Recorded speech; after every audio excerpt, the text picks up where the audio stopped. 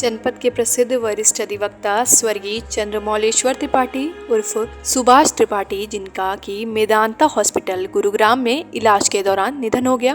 वह लगभग 69 वर्ष के थे। वह एक जाने माने या यूं कहें कि जनपद के टॉप अधिवक्ताओं में से शुमार थे, तो कोई अतिशयोक्ति नहीं होगी। हमारे संवाददाता शिव कुमार सिंह ने उनके जीवन पर आधारित एक विशेष रिपोर्ट तैयार की है। देखिए पूरी रिपोर्ट। मैं टावर शिव कुमार सिंह, आप देख रहे हैं ट्यूब इंडिया न्यूज़, आज भारत की आवाज़।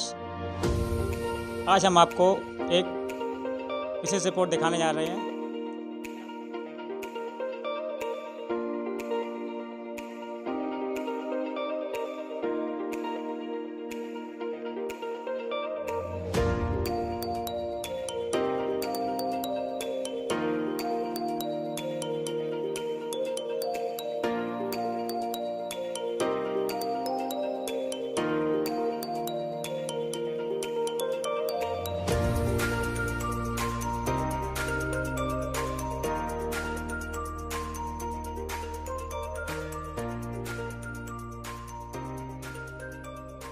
मैं टावर शिव कुमार सिंह, आप देख रहे हैं ट्यूब इंडिया न्यूज़, आज भारत की आवाज़। आज हम आपको एक विशेष रिपोर्ट दिखाने जा रहे हैं। इटावा के जनपद के जाने माने अधिवक्ता, वरिष्ठ अधिवक्ता श्री चंद्रमौलेश्वर त्रिपाठी उर्फ सुभाष त्रिपाठी जी, जिनकी की मृत्यु अभी कुछ ही माह पूर्व इलाज के दौरान हो गई है। हमने कुछ उनके जूनियर अधिवक्ताओं से बात की। उन अधिवक्ताओं को लगभग काफ़ी वर्ष हो गए हैं उनके साथ रहते रहते, उनके सानिध्य में काम करते करते। कुछ को तो 20-25 से 33 साल तक हो गए हैं और सभी प्रभावित रहे हैं उनके कार्यकाल से। और उन लोगों का क्या कहना है, उनके अंडर में करीब लगभग 10-12 जूनियर हैं। हमने आज बात की है उन कुछ जूनियर अधिवक्ताओं से। क्या कहना है उन जूनियर अधिवक्ताओं का, देखिए इस रिपोर्ट में। नमस्कार, मेरा नाम हिमांशु तिवारी है और मैं इटावा का ही निवासी हूँ। मेरे को सिर्फ 1 साल हुआ था श्री चंद्रमौलेश्वर त्रिपाठी जी के साथ काम करते हुए। उनसे मैंने बहुत कुछ सीखा, धैर्यता, शालीनता, और उन्होंने मेरी गलतियों को नज़रअंदाज किया, मुझे सिखाया, हमेशा सपोर्ट किया। और इससे ज़्यादा मुझे समय नहीं मिला, इसका मुझे हमेशा अफसोस रहेगा, दुख रहेगा कि मैं उनसे कुछ सीख नहीं पाया। लेकिन इतने समय में मैंने जो सीखा वो मैं हमेशा अपने जीवन में अग्रसर करूँगा। और बस। मेरा नाम योगेश पांडे एडवोकेट है। मैं बकेवर का रहने वाला हूँ। श्री जिनसे मैं ताऊ जी कहता था, उनका नाम श्री चंद्रमौलेश्वर त्रिपाठी जी है। सर्वप्रथम मैंने पहली बार उनका नाम श्री शेखर तिवारी हत्याकांड में सुना था कि वो उसमें वकील हैं और उन्होंने वकालत की। मैं उनसे 1 मई 2019 को पहली बार उनके घर पे कुड़रिया में मिला था। उसके बाद मैं यहाँ वकालत में आया हूँ, तब से बराबर उन्हीं के साथ वकालत कर रहा हूँ। जितना संयम और धैर्यता उन्होंने मुझे सिखाई है, कोई नहीं सिखा सकता। जब मेरे पिताजी ख़त्म हुए 2021 में 29 अप्रैल को, तो एक बेटे की तरह उन्होंने हमें समझाया, पाला और संतोष दिया कि परेशान मत हो, हम तुम्हारे साथ हैं। उन्हीं की वजह से आज जो कुछ हैं हम, उन्हीं की वजह से। मेरा नाम अक्षय पाल एडवोकेट है। मैं चंद्रमौलेश्वर त्रिपाठी जी से बचपन से ही प्रभावित हूँ, क्योंकि मेरे घर से संबंध इतने अच्छे थे कि मैं उनसे बचपन से ही उनका आशीर्वाद पाता चला आ रहा हूँ। उन्होंने बचपन से ही मुझे सब कुछ सिखाया है। मैं उन्हीं के पास खेला, पढ़ा, सब कुछ उन्हीं के साथ है। मेरे वकालत करने का भी मन नहीं था, उन्हीं की प्रेरणा से मैं वकालत करने गया और उन्हीं ने ही मुझे सिखाया। मुझे ज़्यादा समय तो उनके सानिध्य में काम करने का मौका नहीं मिला, लगभग 2 साल ही हुए हैं। लेकिन उन्होंने मुझे जो धैर्यता और निडरता सिखाई है, वो सब उन्हीं की वजह से मैंने सीखी है। मैं उनके साथ औरैया ज़िले में श्री कमलेश पाठक जी के केस में भी गया, उसमें भी बहुत कुछ सीखने को मिला। जितना भी उन्होंने सिखाया छोटे समय में, बहुत है मेरे लिए। मैं उनके इस धैर्य धारण करने की शक्ति का हमेशा यही कहूँगा कि मैं ऐसे ही उन्हीं की तरह आगे चलकर सीखूं। धन्यवाद। मेरा नाम आशीष चतुर्वेदी एडवोकेट है। मैं त्रिपाठी जी के साथ 9 साल से कार्यरत था, उनका जूनियर था। उन्होंने मेरे लिए प्रति बहुत कुछ सिखाया मुझे, कैसे काम करना, कैसे सीखना, किसके साथ कैसा व्यवहार करना। तो वो बहुत अच्छे व्यक्ति थे।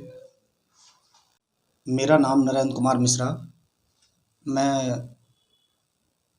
लगभग 15 सालों से श्री चंद्रमौलेश्वर त्रिपाठी के यहाँ जूनियरशिप में रहा हूँ और वो इस कचहरी के विद्वान अधिवक्ताओं में से थे जिन्होंने किसी भी इंसान को उसको जीने की राह दिखाई। और मैं तो व्यक्तिगत रूप से ये कहूँगा कि मुझे इंसान बनाने में मेरे गुरु का बहुत हाथ है। अगर वो ना होते तो शायद आज मैं इस पोजीशन पे ना होता, ना मैं यहाँ खड़ा होता, ना मैं यहाँ बैठा होता। एक वकील बनाने के लिए उन्होंने जो भी प्रयास मेरे प्रति किए वो बहुत ही सराहनीय थे। उनका मैं हमेशा एहसानमंद रहूँगा और तहे दिल से उनका शुक्रिया करता हूँ। मेरा नाम सिद्धार्थ शंकर दीक्षित एडवोकेट है। मैं सन 1998 से डिस्ट्रिक्ट कोर्ट इटावा में फौजदारी के अधिवक्ता के रूप में प्रैक्टिस कर रहा हूँ। मेरे प्रारंभ से गुरुजी श्री चंद्रमौलेश्वर त्रिपाठी और सुभाष त्रिपाठी रहे हैं, जिनके बारे में मैं कितना बताऊं, क्या बताऊं, सारे शब्द ही छोटे पड़ते हैं। कुछ भी कहने में सक्षम नहीं हो रहा हूं।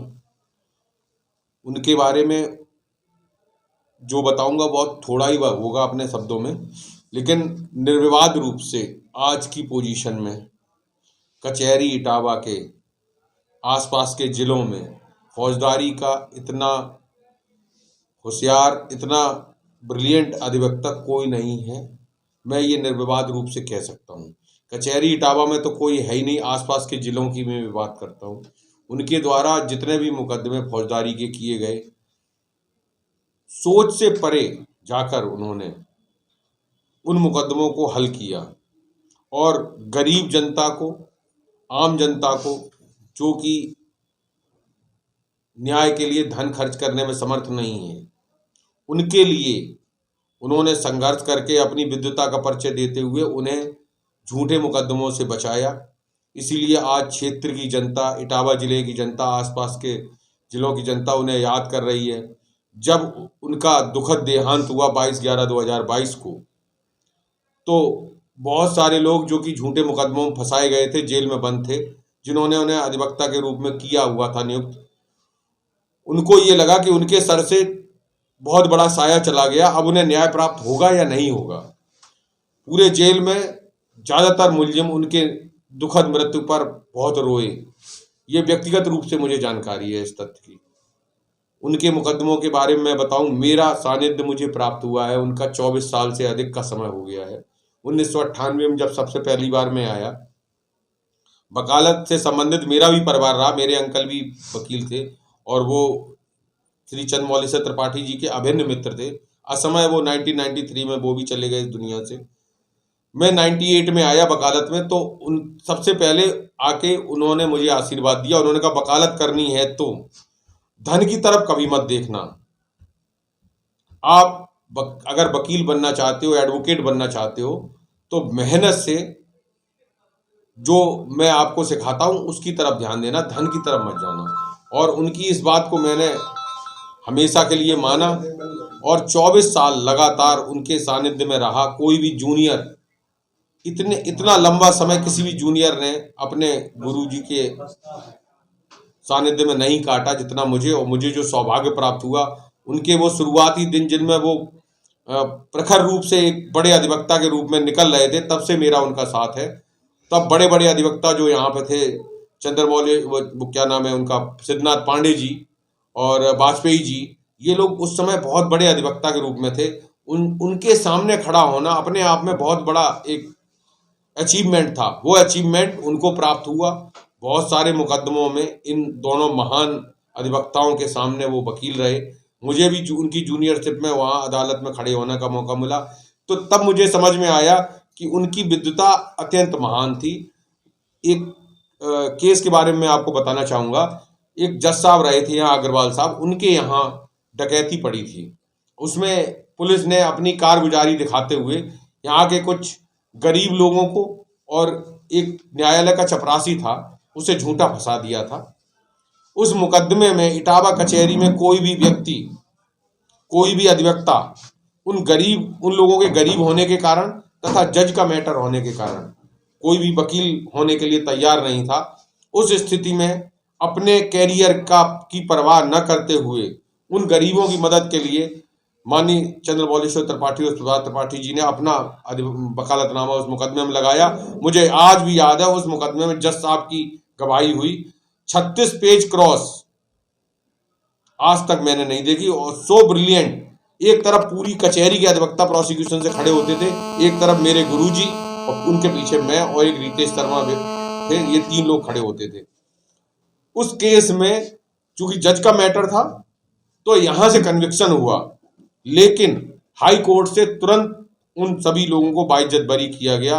प्रोसिक्यूशन अपने सबूत पक्ष को सिद्ध करने में असमर्थ रहा। यहाँ पर सजा इसलिए हुई क्योंकि वहां तत्कालीन जज का मैटर था, तो वो थोड़ी मॉरल कन्विक्शन में चले गए, लेकिन हाई कोर्ट ने छोड़ा उस मुकदमे को। तो मैं ये कहना चाह रहा हूं, वो गरीबों के लिए, प्रत्येक व्यक्ति के लिए न्याय के लिए संघर्षरत रहे, और लगातार उनके जैसा व्यक्ति मैंने अपनी जिंदगी में कभी नहीं देखा, और मैं हमेशा उनका, क्या मैं शब्द मेरे पास नहीं है, मैं क्या कह सकता हूं, मैं इसके आगे कुछ नहीं कह सकता। मेरा नाम आशीष चौधरी एडवोकेट है और मैं लगभग 17 वर्षों से वकालत कर रहा हूँ इटावा कचहरी में। और पहले दिन से ही श्री चंद्रमौलेश्वर त्रिपाठी जी मेरे गुरुदेव रहे और मुझे इतने लंबे समय तक उनका सानिध्य प्राप्त हुआ। इस बात में कोई शक और शुबा नहीं है कि निर्विवाद रूप से श्री त्रिपाठी जी इस कचहरी के ही नहीं, शायद उत्तर प्रदेश के कुछ चुनिंदा अधिवक्ता शायद ही कोई ऐसे हों जो उनके लेवल पर ब्रिलियंट होने में और इंटेलिजेंसी में और क्रॉस एग्जामिनेशन में उनके स्तर को छू सकें। लेकिन मैंने न सिर्फ वकालत में बल्कि व्यक्तिगत मेरा उनके साथ घर का और पारिवारिक रूप से भी मेरा सानिध्य बहुत रहा और मुझे उनके पुत्र के जैसे बहुत ही उनका आशीर्वाद प्राप्त हुआ। तो मैं वकालत पे ज़्यादा नहीं कुछ कहना चाहूँगा, क्योंकि इस इटावा कचहरी में कोई भी, शायद उनका विरोधी भी हो, वो भी ये नहीं कह सकता कि नहीं वो अच्छे वकील नहीं थे। और वकालत के रूप में कहना शायद बहुत ही व्यर्थ होगा, क्योंकि उसमें कोई विवाद ही नहीं है।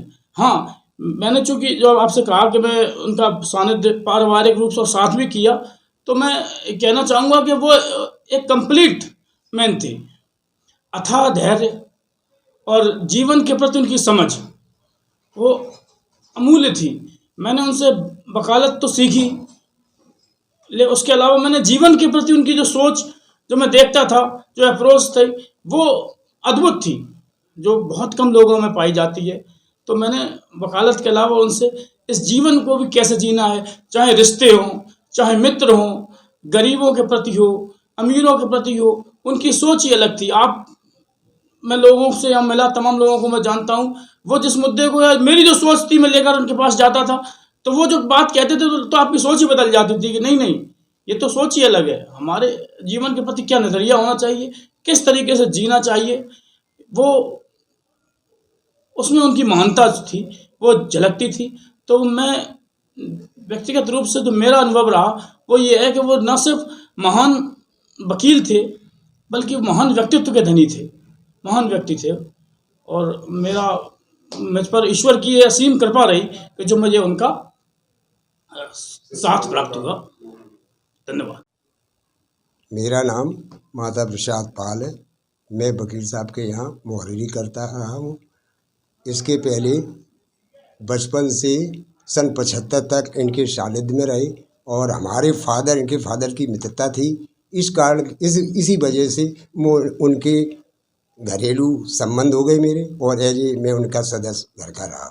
सन 75 में वकील साहब लखनऊ चले गए LLB करने। 77 में हम नौकरी करने चले गए। 81 में कोई दुखद घटना हो गई इनके भाई के साथ, तो फिर ये बोले MP हम अकेले हैं, तुम भी आ जाओ। तो मैं अपनी सर्विस छोड़ के वकील के साहब के साथ एज ए मुहर्रिरी करता रहा। और सन 13/11/81 को मैं यहाँ आया हूँ। 41 साल मुझे उनके साथ मुहर्रिरी करते हो गया। कभी कोई विवाद नहीं, कभी कोई गलती नहीं की। हमेशा सदैव उनके बस्ता छोड़ के किसी दूसरे बस्ते पे नहीं गया हूँ। और मेरे वकील साहब का तो ऐसा ध्येय था कि उनके बस्ते पे कोई भी कैसा भी सिरी वॉर आ जाए, लेकिन उनको सभी को वो निभाते थे। और भगवान की कृपा ऐसी है कि मेरे वकील साहब एक कचहरी के तालाब थे, तालाब में मगरमच्छ थे, लेकिन उन्होंने अपने शिष्यों को ही मगरमच्छ बना के गए हैं। बस यही मेरी उनसे अच्छी उम्मीद है। हमारे यहाँ जो बस्ते पे लोग बैठे हैं वो वकील साहब तो कभी नहीं बन सकते हैं, लेकिन एक दिन निश्चित ही अगर वकील साहब ने नाम किया तो उनके चेले शिष्य छोटे वकील बहुत अच्छा नाम करें। आप सभी को मेरा नमस्कार। मेरा नाम राघवेंद्र मिश्रा एडवोकेट है।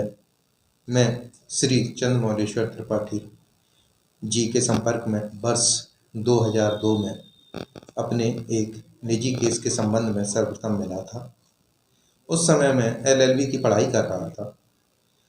अपने मुकदमे के दौरान जब मेरी उनसे मुलाकात हुई पैरोकारी के दौरान, तो उनकी जो बातें थी, उनका जो व्यक्तित्व था वो इतना बृहद था, इतना व्यापक था कि मैं आपको उन्हें शब्दों में बयां नहीं कर सकता हूँ। मैं उनसे इतना प्रभावित हुआ कि मैंने ये प्रण कर लिया कि LLB कंप्लीट करने के पश्चात मैं उनके सानिध्य में रहकर ही क्रिमिनल के क्षेत्र की वकालत करूँगा। वर्ष 2005 में अपनी LLB कंप्लीट होने के बाद मैं उनके शिष्य के रूप में एज जूनियर एडवोकेट उनके बस्ते पर बैठना मैंने प्रारंभ किया। और इन 17 वर्षों में मैंने जो उनसे सीखा, न सिर्फ वकालत के क्षेत्र में बल्कि सामाजिक क्षेत्र में, अपने व्यक्तिगत जीवन के क्षेत्र में, उसे शब्दों में बयां किया जाना नामुमकिन है। वो बहुत ही बृहद, वो वकालत में तो थे ही, बहुत ज़्यादा इंटेलिजेंट थे। उसके संबंध में मैं कुछ कहूँगा तो शायद बहुत छोटा होगा। मैं समझता हूँ कि इस ज़िले के ही नहीं वरन आसपास के सभी ज़िलों के लोग उनकी वकालत की विद्वता के बारे में जानते हैं। उस पर बहुत कहने के लिए कोई आवश्यकता नहीं है। चाहे वो इंजीनियर हत्याकांड हो जिसमें विधायक शेखर तिवारी मुलजिम थे, चाहे अभी वो इस समय तत्कालीन समय में विधायक कमलेश पाठक जो पूर्व रहे हैं औरैया के, उनका केस हो, ऐसे तमाम BBIB मुकदमे, उसमें उन्हें पैरवी के लिए लोगों ने बुलाया। और इसलिए बुलाया कि उनसे बड़ा वकील, उनसे ज़्यादा विद्वान वकील क्रिमिनल के क्षेत्र में शायद ही इस समय कोई और रहा होगा। वो उन्होंने तमाम अन्य ज़िलों में जाकर भी वकालत की, जैसे मथुरा भी गए, लखनऊ भी गए, औरैया भी जाते थे। तो मैं ये कहना चाहूँगा कि उन्होंने जो भी सिखाया, जो भी उनके सानिध्य में रहा, मैं उनके प्रिय जूनियरों में से एक था। और उन्होंने, मैं समझता हूँ कि जितना ज्ञान, जितनी बातें हम लोगों को बताई, वो बहुत ही अनुकरणीय रहीं। इसी के साथ मैं उन्हें श्रद्धांजलि अर्पित करता हूँ और ये कामना करता हूँ कि अगर वो कभी पुनर्जन्म प्राप्त करें और मैं भी अगर कभी पुनः मनुष्य का जीवन प्राप्त करूं, तो उनकी सेवा के लिए ही प्राप्त करूं, उनके सानिध्य में ही मैं अपना जीवन व्यतीत करूं। इसी शब्दों के साथ मैं उन्हें श्रद्धांजलि अर्पित करता हूं।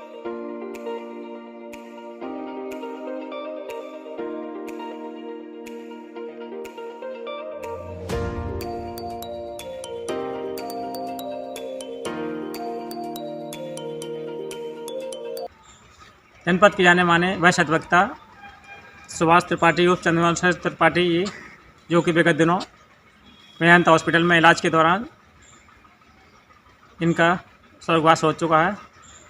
हम उनके आज पैतृक गांव ग्राम कुड़रिया में आए हैं और बात करेंगे उनकी पुत्री से, जो कि एक पेशे डॉक्टर हैं।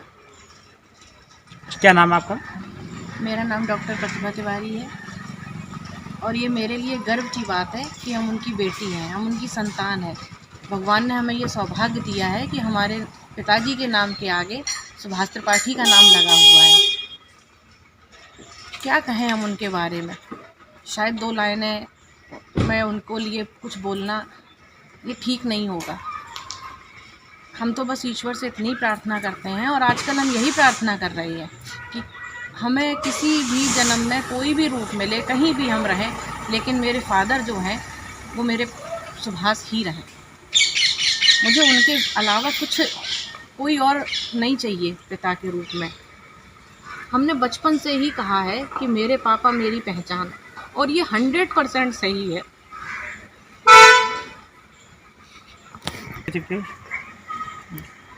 खेती तो उनका ऐसे समझिए कि जान है। उनका कोर्ट और उनके खेत, ये 2 चीज़ों में ही उनका जीवन। ना कहीं घूमने का शौक़, ना कहीं जाने का शौक़, सिर्फ़ एक इंतज़ार, कोर्ट से छुट्टी तो हम खेत देखेंगे, इसके अलावा कोई नहीं। और खेत की नॉलेज हमने तो देखा ही नहीं किसी को इतना अच्छा। इतनी यूरिया डलनी है, इतनी DAP डलनी है, इसका बीज आना है, मतलब हर चीज़ सटीक, हर चीज़। मुझे नहीं लगता कि गांव में उनसे बेटर खेती की कोई कर पाता होगा, या किसी की इतनी अच्छी पैदावार होगी जो हमारे खेतों में होती थी खेती के लिए तो। और दूसरा उनका कोर्ट, काम से बेटर तो उनके लिए कुछ नहीं था। मेरी शादी की बात चली तो पंडित जी से बोले कि पंडित जी, भले ही आप एक्स्ट्रा पैसे ले लो, लेकिन सैटरडे संडे में बिटिया की शादी कर दो, जिससे कि मेरी कोर्ट न छूटे। सैटरडे की छुट्टी हो जाएगी और संडे को हम मैनेज करके मंडे से कोर्ट जाने लगेंगे। मतलब उन्होंने अपनी एक इकलौती संतान की शादी के लिए भी पंडित जी से बोले कि देख लीजिए आप कोर्ट ना छूटे मेरी, ऐसा मुहूर्त निकालिए। तो आप काम का डेडिकेशन इस बात से समझ सकते हो कि पिछले 45 ईयर से वो कोर्ट में, शायद उनकी 3 या 4 छुट्टी बहुत मजबूरी में हो तो हो, नहीं तो कभी हमने उनको छुट्टी पे नहीं देखा कि नहीं भैया आज कोर्ट नहीं जाना है, कि मन नहीं है। इस बात के लिए हमें भी डांट देते थे कि तुम अभी तक क्लिनिक नहीं गई, तुम अभी अब गई नहीं हो, इतनी देर हो रही है। बिटिया अपने काम पे ध्यान दिया करो। मतलब काम से बेटर तो वही पूजा है उनकी, एक तरह से वही पूजा है, वही उनका धर्म है, बस वही निभाना है। कोर्ट कोर्ट और कोर्ट, इसके अलावा कुछ नहीं। उनका जैसे किस तरह रुझान था, पुस्तकें किस प्रकार पुस्तकें पढ़ा करते थे? उनको जैसे रामायण है तो उनको फिर वो जीवंत में चाहिए, ऐसा नहीं कि कुछ भी। बहुत बहुत ज्ञान था धर्म के बारे में भी, जितना हम उन्हें जानते हैं कि वो अपने गुरुजी के लिए बहुत बातें करते थे। हरगोविंद वाजपेयी एडवोकेट जो थे, उनके व्याख्यान वो रामायण के थ्रू ही सुनाया करते थे कि हमारे गुरुजी को रामायण का इतना ज्ञान था और हमारे गुरुजी ये कहते थे। तो उनके जो गुरु थे, उनके प्रति जो उनकी पूजा करने का तरीका था, सेम वो वही व्यक्तित्व अपने अंदर ले आए थे कि हमें भी, हम मतलब उनको था, नॉलेज थी बहुत ज़्यादा। तो कभी मेरी इस चीज़ को लेकर चर्चा नहीं हुई, लेकिन फिर भी सबसे बड़ी चीज़ थी कि गरीबों की सेवा। डेथ के कुछ दिन पहले मेरे गांव में एक बहुत गरीब लड़की की शादी, चुपचाप गए, चलने में उनको दिक्कत हो रही थी, फिर भी वो चुपचाप गए और उस बिटिया के हाथ में पैसे दे के बोले ये किसी को मत बताना कि हम दे गए हैं, ये तुम अपनी ससुराल लेके जाना। और हमसे आके बोले बिटिया वो बहुत गरीब है, इसलिए हम चुपचाप उसको पैसे दे आए। मतलब हम तो देख के सन रह गए कि आदमी 10 रुपए का काम करता है तो 10 बार कहता है, लेकिन नहीं, कभी नहीं कहना कि हमने सामने वाले के लिए कर क्या दिया है, कभी नहीं कहना। मुझे नहीं लगता कि अब जल्दी कोई दूसरा सुभाष इस धरती पे होगा, मुझे नहीं लगता। स्वर्गीय चंद्रमौलेश्वर त्रिपाठी उर्फ सुभाष त्रिपाठी जी का जन्म 1 जनवरी 1953 को जनपद के थाना बकेवर के पास ग्राम कुड़रिया में संपन्न परिवार में हुआ। उनके पिता का नाम वीरेंद्र सिंह त्रिपाठी था, जो कि जमींदार थे। उनके परिवार में उनकी पत्नी साधना त्रिपाठी तथा पुत्री डॉक्टर प्रतिभा तिवारी हैं। उनकी पुत्री प्रतिभा तिवारी पेशे से डॉक्टर हैं, जिनका अपना क्लिनिक कस्बा बकेवर में है। उन्होंने अपने इंटरमीडिएट तक की शिक्षा जनता इंटर कॉलेज बकेवर जिला इटावा से पूरी की तथा उसके बाद स्नातक की शिक्षा के महाविद्यालय इटावा से पूर्ण की। आपने LLB लखनऊ विश्वविद्यालय लखनऊ से पूर्ण की। उसके बाद LLB पूर्ण करने के बाद वर्ष 1977 से माह नवंबर 2022 तक इटावा कचहरी में फौजदारी की वकालत की। जनपद इटावा, औरैया तथा आसपास के अन्य जनपदों में भी उन्होंने कार्य किया तथा फौजदारी के प्रख्यात अधिवक्ताओं के रूप में उनकी ख्याति प्राप्त की। उनका धार्मिक किताबों के प्रति काफी लगाव था, जिन्हें वे विशेष रूप से पढ़ते थे। वो ग्रामीण अंचल से जुड़े होने के कारण उनका खेती के प्रति अधिक रुझान था और इसमें उनकी विशेष रुचि भी थी। उनके करीबी मित्रों की बात की जाए तो उनके मुहर्रिर MP पाल सबसे अधिक करीबी थे, जो कि लगभग 41 वर्षों से त्रिपाठी के साथ कंधे से कंधा मिलाकर बराबर लगे रहे और हर सुख दुख में बराबर एक दूसरे के साथ ही रहे। उनके अधिवक्ता मित्रों में मुख्य रूप से वरिष्ठ अधिवक्ता ब्रजेंद्र कुमार गुप्ता, चंद्रशेखर प्रसाद सिंह और कृपानाथ वाजपेयी, ब्रजेंद्र कुमार चतुर्वेदी आदि हैं। इनके जूनियर अधिवक्ताओं में सिद्धार्थ शंकर दीक्षित, MP पाल, मुहर्रिर राघवेंद्र मिश्रा, आशीष चौधरी, नरेंद्र कुमार मिश्रा, अवनीश शर्मा, आशीष चतुर्वेदी, अनुभव त्रिपाठी, योगेश तिवारी, अक्षय पाल, विशाल पांडे, सुनील दुबे, चरण सिंह गुर्जर, रितेश शर्मा आदि प्रमुख हैं। उनके नवंबर 2022 में स्पाइन फ्रैक्चर हुआ तथा निमोनिया हो गया था, जिनका इलाज ऑपरेशन मेदांता हॉस्पिटल गुरुग्राम में चल रहा था। उनका जीवन बहुत ही संघर्षपूर्ण रहा। आखिरकार अपनी जिंदगी और मौत से संघर्ष करते करते दिनांक 22 नवंबर 2022 को उन्होंने अंतिम सांस ली और ब्रह्मलीन हो गए। उनका अंतिम संस्कार उनके पैतृक गांव कुडरिया बकेवर जिला इटावा में दिनांक 22 नवंबर 2022 को हुआ, जिसमें काफी भीड़ रही और सभी ने उन्हें नम आंखों से श्रद्धांजलि दी। वकील साहब का खेती के बारे में कितना दिलचस्पी लेना और उनका धार्मिक पुस्तकों में ज़्यादातर मतलब रुझान, शायद ही इस तरह का कोई व्यक्तित्व हो जो कि कृषि के साथ साथ दुनिया में, समाज में सबकी सेवा करने के लिए तत्पर हो, और वो भी बिना किसी लाभ लालच के। तो आप देखते रहिए इटावा से TV1 India news, camera person Prateek Sagar के साथ सुकुमार सिंह।